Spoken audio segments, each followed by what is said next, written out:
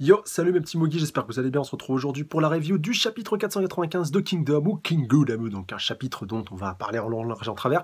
Mais avant de démarrer cette review, j'ai 2-3 petites annonces à vous faire, en tout cas par rapport à Kingdom. C'est vrai que j'aurais dû faire, je pense, une vidéo un petit peu spéciale pour vous présenter tout ça, mais je préfère quand même voilà, l'inclure directement en fait dans cette review-ci parce que ça vous concerne vous directement. Peut-être que je le ferai plus tard, mais en tout cas pour l'instant, c'est mieux de vous en parler directement à vous. Il va y avoir de l'évolution par rapport aux reviews de Kingdom, donc rassurez-vous, rien de grave, voilà, les reviews en elles-mêmes vont pas changer. C'est plutôt tout ce qui gravite autour qui va changer. En effet, vu que j'ai passé un petit partenariat avec la team de Scantrad Kingdom, donc voilà, qui traduit directement Kingdom, et du coup, en plus, qui fait du super boulot. Enfin voilà, j'ai eu l'occasion de parler avec certains de leurs membres dans les commentaires, et puis même un petit peu après, voilà. En dehors de tout ça, on a vraiment beaucoup discuté, c'était vraiment fort sympathique, et du coup, voilà, ils m'ont proposé ce partenariat-là. Donc voilà, c'est simplement, il n'y a rien de commercial là-dedans, voilà, je préfère vous préciser au cas où, c'est simplement voilà, un échange de services pour que tout le monde y trouve son compte et que la communauté francophone qui tourne autour de Kingdom soit la plus florissante, possible, tout simplement.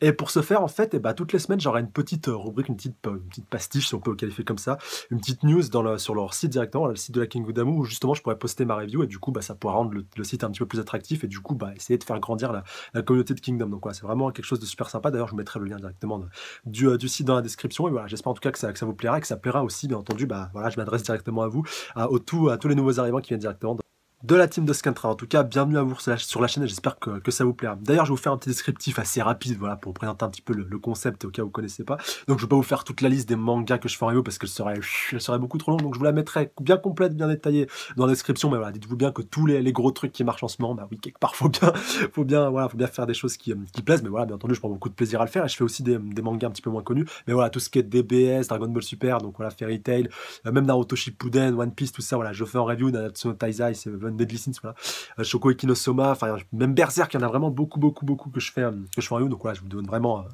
certains des titres les plus connus pêle-mêle, voilà, même Hunter x Hunter, quand ça revient aussi, j'ai déjà eu l'occasion d'en faire de la review, donc en l'occurrence pour cette année. Je suis reviewer depuis septembre de l'année dernière, voilà, pour ceux qui se posent des questions. Donc voilà, c'est pour ça déjà, il y a beaucoup de vidéos qui sont déjà sorties. J'ai tout archivé sous forme de playlist, donc vous pouvez y aller. Vous allez juste aller dans l'onglet playlist, c'est tout bien catégorisé, tout rangé, tout trié par catégorie, voilà, par manga, par animé, donc bien tout précis et tout détaillé.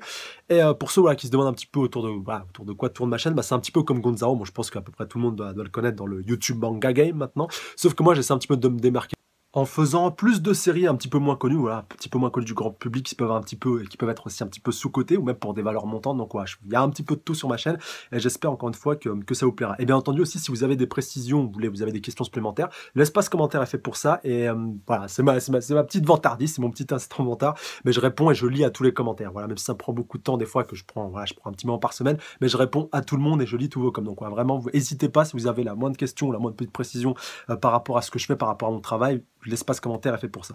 Et aussi, petite précision, alors je fais aussi des reviews de séries, bon j'ai fait que Game of Thrones, voilà, mais c'est la petite exception qui confirme la règle. Et pendant un temps, j'ai fait des théories, mais c'est un petit peu en stand-by en ce moment, j'en reparlerai ça aussi dans une prochaine vidéo. Voilà, là au moins je pense que c'est complet par rapport à tout ça. On va pouvoir partir directement pour ce chapitre 495 qui a l'air encore une fois fort passionnant.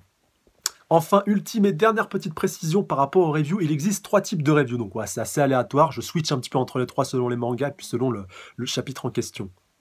Il y a premièrement les reviews classiques, voilà, telles que vous les connaissez, je pense, voilà, vous prends le chapitre, je l'ai lu, et puis après j'en fais un petit peu le descriptif, et puis un peu mon parallèle et ma critique, hein, avec des gros guillemets, même si c'est souvent plus mon avis par rapport à tout ça, voilà, je suis pas là à critiquer, à tailler un petit peu le manga en long, large et en travers, c'est vraiment, voilà, je donne mon ressenti global par rapport à ce chapitre, et je commence un petit peu à théoriser sur certains points, quand c'est le cas, ça peut arriver des fois que je théorise pas, et que je donne juste mon ressenti par rapport au chapitre, et que je souligne et que je relève les points importants, et que je vous demande, voilà, dans les commentaires d'interagir et de me donner aussi votre avis à vous, parce que là, les reviews, je les fais surtout pour vous, voilà, je les fais surtout pour qu'on puisse voilà, interagir autour d'un chapitre, autour d'un manga, et qu'on puisse un petit peu voilà, théoriser et donner notre avis global par rapport à tout ça. Donc review classique, il y a les reviews reaction live, donc voilà, pour moi je les nomme review live dans le titre, donc voilà, si vous voyez review live c'est une reaction live, donc voilà, le chapitre je l'ai pas du tout lu, aucune page, et du coup on va apprendre, on va décrypter tout ça un petit peu ensemble, donc voilà, je vous invite aussi à chaque fois quand je fais une reaction live de prendre le 10 chapitres en l'occurrence en même temps, voilà, que la vidéo, voilà, de mettre un petit peu la vidéo en toile de fond, et puis de l'écouter puis de prendre le chapitre à côté, voilà, histoire que ce soit bien, parce que par rapport au droit d'auteur, vous le savez bien, je peux pas vous me le diffuser directement, incruster le chapitre dans la vidéo, voilà, Gonzalo pour reciter encore une fois que lui, ou même le doc, voilà, on l'a déjà fait à plusieurs reprises, et on mangeait des strikes, et moi pour ma part, je peux pas me permettre de n'en prendre qu'un seul, parce que vous savez que dès qu'on à peine t'en prends un seul, bah ta vidéo est restreinte à 15 minutes, je peux pas dépasser 15 minutes.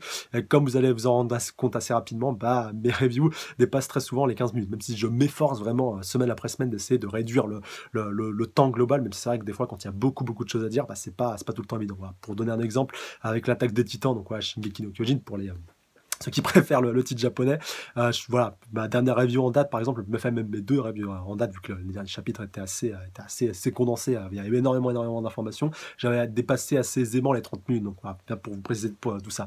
Et rassurez-vous, hein, voilà, toutes les reviews ne seront pas de cette durée-là, donc commencez pas à flipper. Et le troisième format, donc c'est le format le plus récurrent, alors je sais pas si c'est moi qui l'ai inventé, encore une fois, voilà, ça, je pense même les Américains, vu qu'eux, ils sont encore une fois tout le temps un petit peu dans le futur, ils ont certainement déjà dû ce concept bien avant moi, c'est les reviews dites semi-live. C'est le cas pour cette review aussi, où en l'occurrence, bah, je commence à lire une partie du chapitre. Souvent, ça, la moitié du chapitre, ça peut être les 3/4, je peux garder qu'une page à la fin, mais il y a une partie plus ou moins importante où je débriefe justement le début du chapitre, et à un moment j'arrête ma lecture, donc voilà, avant que j'enregistre la review, et je décide de m'arrêter là et de reprendre justement Reaction Live juste après. Donc grosso modo, pour directement dans la review, bah, ce qui arrivera, c'est que, bah, comme ça va être le cas justement pour cette review aussi, je vais résumer justement le début du chapitre et donner mon avis par rapport au début, et dès le moment en fait où il y a quelque chose d'assez intéressant, comme ça va être le cas ici, on va y arriver après, voilà, comme ça vous allez avoir directement l'exemple concret. Dès que je vois un moment assez important avec une information très importante qui s'apprête à être divulguée et révélée, qui va tout faire basculer dans ce chapitre-là, qui va vraiment arriver au climax, comme on dit, au point culminant vraiment de l'importance du chapitre, et ben je m'arrête là. Et après, on part en action live, et puis vous voyez donc ma réaction directement, voilà, en direct, par rapport à la dite information justement en question. Et justement, bah après voilà, ça me permet aussi des fois de voir certaines choses que je pourrais pas voir si je faisais juste une review classique, voilà, de voir vraiment mon ressenti direct. Et surtout, bah voilà, après ça me permet voilà, de débattre et puis de débriefer autour de tout ça, voilà, même les réactions des uns des autres. Est-ce que vous avez réagi de la même manière par rapport à tout ça? Enfin voilà, vraiment c'est pour pouvoir vivre l'instant présent, si vous voulez, un peu comme le but d'une Reaction Live en fait. Sauf que là, c'est l'avantage justement de pouvoir mélanger un petit peu les deux. C'est ça justement que j'aime bien avec ce format-là. Voilà. Bon, désolé vraiment pour cette intro qui a dû être vraiment beaucoup trop longue. Ce coup-ci, on est vraiment parti. Du coup, retour à Kanio, donc à la cour de notre cher roi Heisei, donc voilà, où notre cher Rishi est enfin reçu en grande pompe, donc voilà, en tant que nouveau conseiller de Sa Majesté le roi Heisei, et du coup qui a été ramené par Shogun-kun, donc on le voit avec tous les dignitaires, ils sont tous offusqués, non mais c'est pas possible, qu'est-ce qu'il fout là, celui-là, il était enfermé, en plus voilà, parmi les 4 piliers de Ryofui, c'était le plus virulent et celui qui lui était le plus fidèle, au final, vu que les 3 autres sont quand même un petit peu désistés. Bon, pour Mobu, il n'a pas eu trop eu l'occasion de le faire, vu que lui était tout le temps sur le champ de bataille, et que voilà, il sert Kin, alors il va pas aller servir un autre état. Enfin voilà, il va pas être du genre à taper un coup d'état, même si encore une fois, bah, il était censé être lié à Ryofui. Pour Saitaku, ouais, ça a mis un petit peu plus de temps, mais il a quand même eu un rôle décisif, en tout cas sur le final, en tout cas sur sa fin, en tout cas très grand perso et très important. Et puis Shueikun, donc ouais, qui a été certainement le plus grand traître, comme on va le voir un petit peu après, enfin en tout cas pour la faction de Ryofui, vu que lui directement, bah, l'a dit, voilà, il a posé ses cojones directement sur la table, et il a dit que lui son rêve était de l'unification de la Chine, et puis il a décidé de lâcher un petit peu la main qu'il avait nourrie, la main qu'il avait soutenue depuis tout ce temps-là, voilà, un petit peu devant lui directement, mais au moins il a eu les burnes de le faire, il a pas craché dans la soupe, quand même. Faut pas le discréditer, Shueikun, qui est quand même un perso hyper important, et puis justement, quand on le fait un petit peu après, bah, ça va certainement aussi tourner autour de lui dans ce chapitre, et ça, soit ça augure rien de bon, enfin, faut voir, surtout quand tu vois la mine assez grave qu'il affiche. Mais avant d'en arriver là, on va quand même rester un petit moment sur Rishi, faut quand même bien le souligner, voilà, à tel point que, comme je vous disais, bah voilà, tous les dignitaires ils sont tous un petit peu offusqués, en plus c'est Shogun-kun qui l'a ramené et tout, donc voilà, il lui dit qu'il avait eu carte blanche du roi, donc voilà, quand même il le précise, enfin voilà, j'ai quand même eu toute la possibilité pour pouvoir le ramener, et puis donc Rishi au final, voilà, qui leur dit, donc voilà, vous avez raison de me jeter l'opprobre, voilà, vraiment de me détester et tout, mais au final, voilà, par rapport au plan de l'unification de la Chine qui a été prévu par Heisei, on a entendu parler et tout, il a pesé un peu le pour et le contre, comme on l'avait vu dans le chapitre précédent, et du coup, il lui dit, il déclare directement devant tout le monde que pour lui, il n'y a que tout simplement pour pouvoir réaliser un tel projet, il n'y a que 2 personnes actuellement dans la Chine actuelle qui en sont capables. Un dénommé Kan Pishi, de son vrai nom Han Feizi, donc ouais, qui est un personnage historique qui a vraiment existé. Ouais, j'ai été checker le wiki, d'ailleurs, merci à la team d'avoir mis cette petite précision par rapport à la traduction en fait précise. Et d'ailleurs, Kan Pishi qui n'est toujours pas apparu dans le manga, si je ne dis pas de bêtises, peut-être qu'il apparaîtra dans le chapitre, pourquoi pas, ça pourrait être intéressant. Mais en tout cas, voilà, quoi qu'il en soit, il fait pas partie de l'état de qui. Et c'est, tu vois, enfin, c'est quand même assez surprenant, parce que j'aurais pu penser que Riboku aurait peut-être pu avoir ce genre de pensée, ou du moins qu'il aurait eu le potentiel de pouvoir mettre un tel plan en place, même si c'est vrai que lui il est plus là à penser à la destruction, que c'est pas trop son délire de vouloir unifier, mais pourquoi pas, enfin je me suis dit qu'il aurait peut-être pu mettre son intelligence au service de ce projet là, ça aurait pu avoir de la gueule, mais bon, admettons. Et quand on va le voir un petit peu après, donc voilà, bah, tu as quand même Essay qui va directement lui répondre. Donc voilà, il voit un petit peu ce qu'il ressent et ce qu'il pense. Et du coup, il va quand même réussir à calmer tous ces dignitaires et qu'au final, eh ben, ils peuvent pas se permettre de négliger quelqu'un d'aussi important et quelqu'un qui dispose du savoir et d'un niveau de connaissance aussi important au niveau des lois pour pouvoir mettre en place justement ce projet d'unification de la Chine. Ils ont l'homme adéquat à disposition. Voilà. Bien sûr qu'il faut prendre en considération tout ce qu'il a fait par le passé et que justement il était en train de couper en prison jusqu'à aujourd'hui à cause de ça. Mais voilà, maintenant, faut savoir faire abstraction du passé pour pouvoir avancer, pour pouvoir espérer réussir à créer un avenir meilleur, tout simplement. Et comme essaye le cite, que la législation qui suivra l'unification de la Chine incarnera la raison pour laquelle nous aurons unifié ces terres, nous aurons voilà, perdu entre guillemets, nous aurons perdu justement tant de monde sur le champ de bataille, pourquoi on se sera battu tout simplement, voilà, ce sera un petit peu, comment on pourrait qualifier ça, la corde qui permettra encore une fois de nouer, de serrer un petit peu tout ce pourquoi ils ont travaillé, tout ce pourquoi ils se sont battus pour pouvoir réussir à créer cette Chine unifiée, et que justement c'est aussi tout ça qui permettra aux citoyens de leur faire confiance, voilà, une législation bien établie et bien définie. Au final, voilà, elle arrive à mettre tout le monde à peu près dans sa poche, jusqu'à ce que les chefs de guerre, justement, décident de se pointer, notamment, voilà, notre cher Shuai Kun et Kaioku Dono. Et Shuai Kun a quand même une mine, comme je vous le disais, assez, assez terne. Et d'ailleurs, Kaioku précise que lui-même, il avait pensé à cette idée-là par rapport à Rishi, mais que voilà, en tant qu'ancien membre justement de la faction de Ryofui, et puis pareil pour Shuai-kun, je pense, voilà, il pouvait pas prendre le risque de faire cette proposition-là, sinon ça aurait été vu comme une tentative de trahison ou quoi que ce soit. Donc c'est bien au final que l'idée soit venue de Shuai-kun. Après, peut-être que c'était leur projet depuis le début, s'ils sont vraiment des traîtres et tout. Non, voilà, faut quand même pas trop partir dans un délire, mais quand même, c'est bien qu'il l'ait précisé pour pas discréditer leur nouvelle position vis-à-vis de Heisei, encore plus quand tu connais leur passé. Mais quoi qu'il en soit, quand même, Heisei le précise que si même nous, à l'intérieur de l'état de Qin, on n'arrive pas à être soudés, à former un bloc assez uni et compact, et qu'on soit tous ensemble vraiment, qu'on arrive à être unifiés, qu'on arrive à faire abstraction de nos querelles du passé, comment est-ce qu'on pourrait pouvoir prétendre à vouloir unifier toute la Chine? Enfin, c'est assez fou. Et donc, voilà, même Richie, à un moment donné, voilà, il leur dit arrêtez de parler de moi et tout, c'est bon, bah, on va passer à autre chose. Et du coup, au final, comme il le dit, en voyant la mine que qu'arbore justement Shuei-kun, il va y avoir justement un problème difficile à régler avant de pouvoir penser à tout ça, parce que c'est vrai que, comme je disais dans la review de chapitre précédent, c'est un peu mettre la charrue avant les bœufs de vouloir déjà préparer la législation de la future Chine unifiée, alors que la conquête n'a même pas encore commencé. Enfin, quand même, il faut prendre aussi ça en considération. C'est très bien, bien sûr, de vouloir un petit peu vouloir anticiper, de vouloir préparer l'après, justement, l'après unification, mais voilà, faut d'abord déjà commencer notre dit conquête. Et donc, voilà, comme un petit peu les dignitaires voilà, qui n'ont pas du tout cette tête. Et c'est à ce moment-là, justement, que j'ai arrêté ma lecture au moment où Shuei-kun demande à tout le monde de quitter la salle car il souhaite de parler de quelque chose au roi en privé, justement. Alors, je sais pas s'il dit... oui, votre registre, c'est bien confirmé. Donc, page 9, voilà, je vous ai mis le lien en description si vous voulez prendre tout ça en même temps que moi. C'est parti. Alors... si cette page veut bien se charger.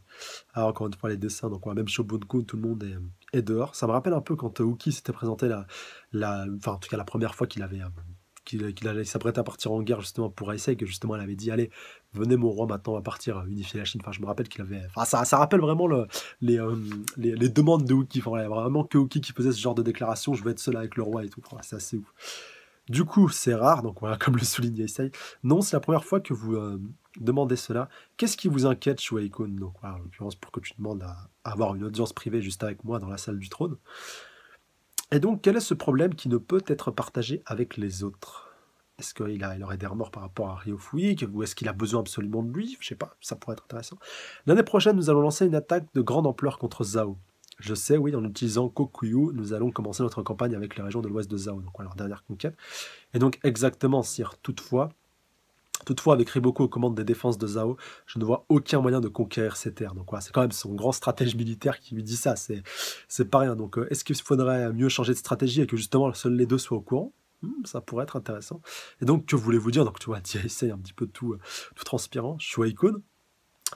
Kokuyu devait être la clé qui rendrait cette campagne possible, non? Bien sûr, Kokuyu jouera un rôle clé, mais Riboku a soudainement ordonné la construction de plusieurs forts et châteaux sur toute l'étendue ouest de Zhao, donc voilà, pour éviter de se faire attaquer par l'ouest. Des châteaux, des zones qui ne posaient aucun problème auparavant sont maintenant pleines d'avant-postes ennemis, donc voilà, c'est devenu vraiment des forteresses imprenables. Il aurait peut-être fallu essayer de prendre ces places fortes, après ça pourrait être intéressant. Peut-être que Itaishin pourrait jouer un rôle justement capital, surtout avec ses nouveaux archers, pour essayer de conquérir ces forts-là. Voilà, vraiment le côté stratégique qui ressortirait. En ce moment, les lignes défensives de Zhao deviennent de plus en plus complexes. Et du coup, ce sera de plus en plus dur de pouvoir essayer de les pénétrer ou de pouvoir vraiment rentrer à l'intérieur. Et comme il le précise, Ils ont commencé la construction dans les zones les plus proches de nos frontières, mais ils ont aussi commencé à construire à l'intérieur des terres. Donc voilà, c'est-à-dire que même si la frontière tombe, un petit peu comme ça s'était passé à plusieurs reprises pour l'État de Qin où ils se sont fait conquérir, où justement les grosses places fortes de la frontière étaient tombées, puis hop, après ils pouvaient rentrer dans les terres vraiment tranquilles, ils avaient passé le plus dur. Et ben là, justement, Riboku a anticipé ce cas-là, au cas où justement le même cap pourrait leur arriver sur eux avec la conquête de Qin, et que même si les lignes de la frontière tomberaient, et que les forts tomberaient après plusieurs jours de lutte, bah, il y aura toujours une seconde ligne derrière, et puis sûrement, voilà, après, il va essayer de faire ça, je pense, avec plusieurs couches successives de protection et de fortification, que voilà, c'est un petit peu un piège sans fin, et qu'au final, bah, tu te feras prendre en tenaille en essayant de lancer une percée, quoi. Mieux vaut envoyer un détachement directement à la capitale en scred pour pouvoir essayer de faire un coup d'état, enfin, je sais pas, je vois pas ce que... Je pense que franchement, pour Zhao, ce serait la meilleure chose à faire. Donc... Ils ont construit donc voilà, des murs à l'intérieur des terres, c'est-à-dire que Riboku ne compte pas seulement se battre près de ses frontières, mais aussi à l'intérieur où ils pourront se retirer si besoin. Encore une fois, bien entendu. Même si ces lignes défensives ne sont pas encore fortes individuellement, cela ne change pas le fait que notre armée devra forcer la voie à chaque fois. La campagne pour les terres de l'ouest de Zhao sera une campagne sur le long terme et prendra du temps, des forces et des vivres. Le long terme, combien d'années?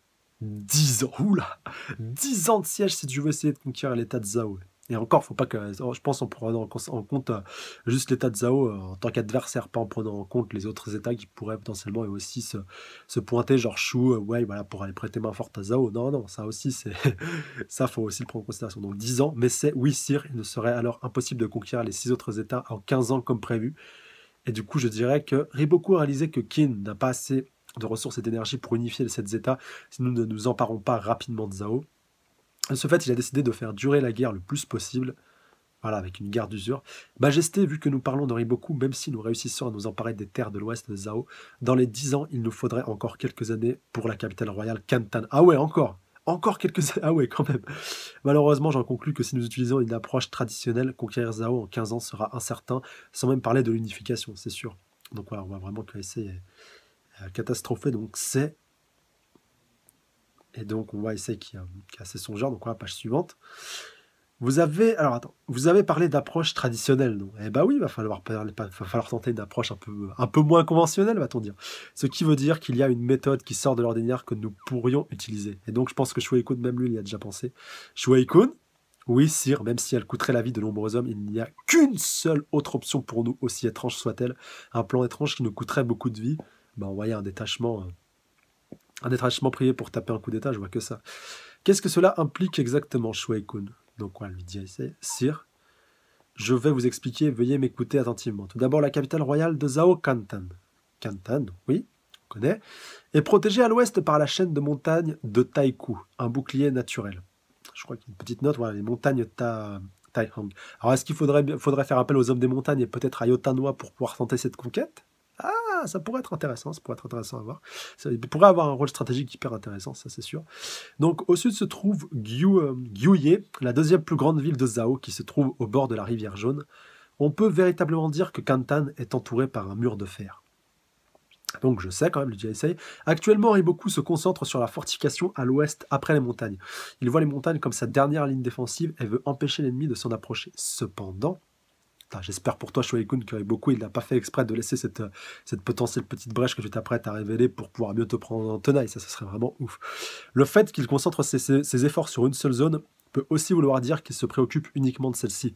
Nous allons donc utiliser la campagne des terres de l'ouest de Zhao comme une feinte et nous déplacer vers le sud pour attaquer et capturer la ville de Gyu située à la gorge de Kantan. Ouais, un petit peu comme ça, comme la ville d'Osai justement qui était pas très loin justement de la ville qui était pas très loin justement de la capitale Kanyu. En fait, c'est un petit peu la stratégie que Riboku avait utilisée avec sa stratégie un petit peu de diversion à la porte de Gangkoku quand il avait voulu écraser Qin. Sauf que là, ça serait justement l'inverse, un beau retour à l'envoyeur, quoi. Du coup, voilà, la ville de Gyu, vous avez dit que nous allons attaquer Gyu, donc voilà, lui dit, déclare Issei. Gyu et Kantan ne sont pas très loin de l'une de l'autre.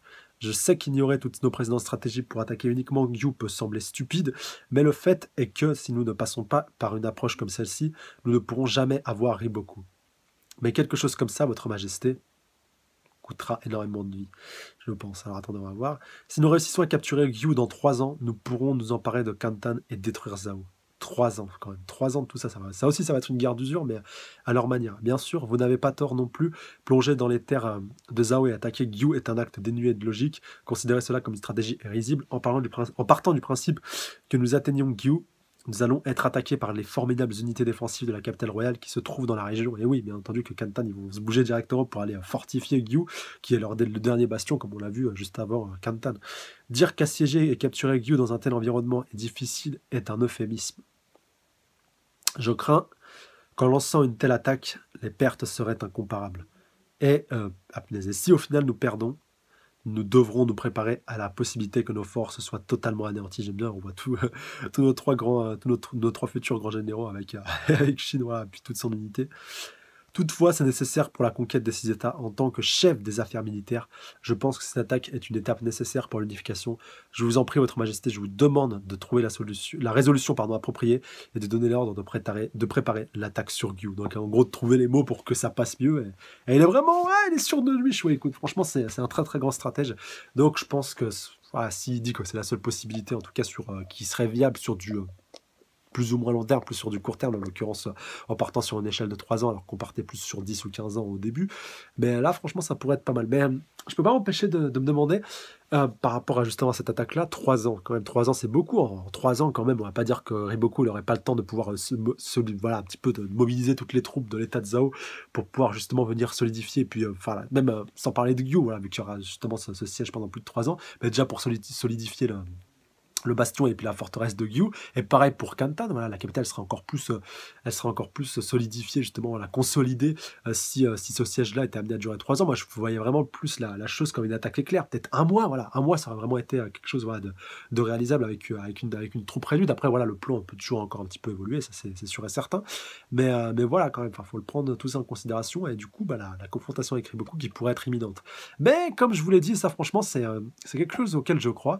Je pense que même si l'état de Zhao tombe, Riboku tombera pas et fera tout pour unifier tous les autres états pour essayer de raser Qin et justement de venger son état. Ça, je pense qu'à un moment donné, on va forcément l'avoir. Et justement, Riboku, moi, je le vois vraiment comme le mastermind et comme l'antagoniste final. Et même si Zhao tombe assez rapidement, comme c'est prévu dans le plan initial, Riboku tombera pas avec Zhao en même temps. Voilà, même s'il il aura vraiment la mort et qu'il aura justement encore plus la rage et à juste titre contre Qin, mais bien qu'elle est déjà assez virulente, là vraiment il fera tout ce qui est en son pouvoir pour pouvoir justement écraser l'état de Qin et pour pouvoir se venger. Bon, bien sûr, on n'en est pas encore là, mais il faut quand même que ça reste dans un petit coin de votre tête. Je pense que c'est pas impossible qu'on voit ça à l'avenir. Voilà, en tout cas, j'espère que cette review vous aura plu, que ce chapitre aussi vous aura plu, voilà, qui était fort passionnant et qui nous donne justement cette nouvelle ligne directrice pour la suite et pour le potentiel, enfin oui, pour le potentiel, pour le prochain arc, je pense. En tout cas, si on part directement là-dessus. Et franchement, ça va être vraiment hyper passionnant à suivre. Et je pense aussi que les hommes des montagnes et Yotanoa, voilà, plus précisément, auront aussi un rôle important à jouer. Surtout que Yotanoa a été promu grand général il n'y a pas très très longtemps, donc ça aussi c'est à prendre en considération, bien entendu. Voilà, sur ce, j'espère en tout cas que ça vous aura plu. J'attends vos réactions pour vous aller dans les commentaires par rapport à tout ça. Excusez-moi, voilà, si l'introduction a été assez longue, voilà, vraiment, c'était même plus de l'introduction, c'était limite de la première partie. Voilà, mais en tout cas, j'espère que j'aurai pu être le plus complet, le plus concis possible et que voilà, vous auriez pu un peu mieux me découvrir, en tout cas pour ceux qui ne me connaissaient pas avant. Et comme encore une fois, comme je vous le dis, l'espace commentaire est fait pour ça. Si vous avez des questions, des réactions, vraiment, lâchez-vous dans les commentaires, c'est fait pour ça. Et encore une fois, je me ferai un plaisir de vous répondre. Voilà, sur ces bonnes paroles, je vous embrasse bien fort sur le bout de la truffe et je vous dis à la semaine prochaine pour les suites des aventures de Kingdom ou un petit peu avant si vous voulez suivre d'autres reviews. C'est encore une fois vous qui décidez et je vous dis à la semaine prochaine pour Kingdom. D'ici là, prenez soin de vous. Salut à tous. Ça en a là.